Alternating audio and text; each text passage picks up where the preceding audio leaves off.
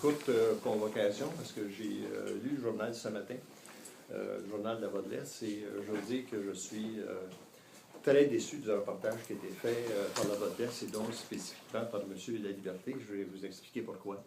Premièrement, on touche à mon intégrité et on touche évidemment l'intégrité de la ville de Granby et à ses fonctionnaires, ce que je n'accepte pas. Je suis très déçu. Moi, j'ai su après les élections de 2009 que le DGE avait demandé une enquête. Il y a des gens qui avaient demandé une enquête auprès de la ville de Granby sur mes sources de financement de mon enquête en 2009.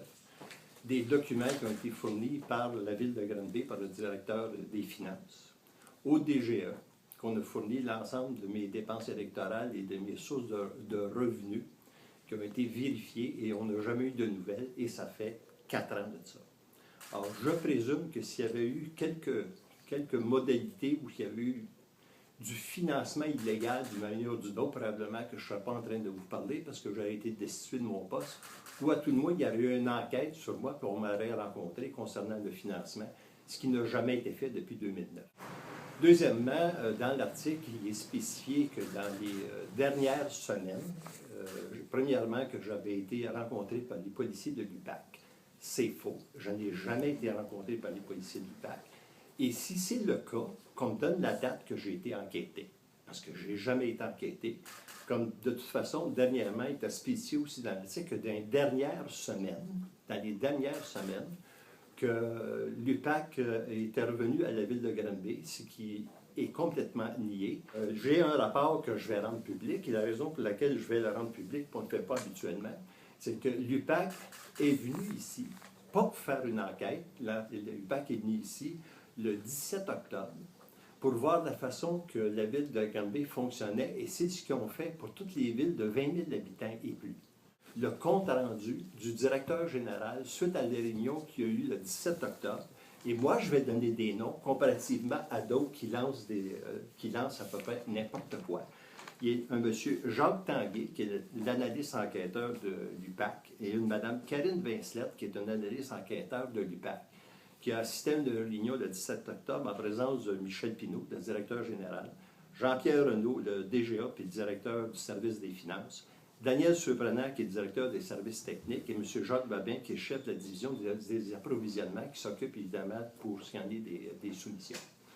Alors, dans le rapport que je vais vous remettre tantôt, je vais vous remettre une copie tantôt, dans lequel vous verrez que Mme, suite à des questions, parce qu'il aborde, M. Pinault aborde son rapport de cette situation, il l'aborde évidemment par point de forme qu'on appelle.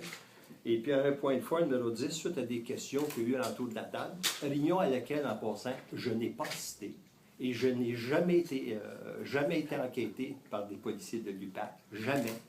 Et d'ailleurs, il disait à un moment donné que les conseillers aussi avaient été enquêtés par l'UPAC. J'ai parlé à 2-3 conseillers, je ne vais pas parler à tout le monde, mais aucun conseiller a été rencontré par l'UPAC. Alors, je ne sais pas où M. Laliberté a pris ça. Moi, je ne l'ai pas été.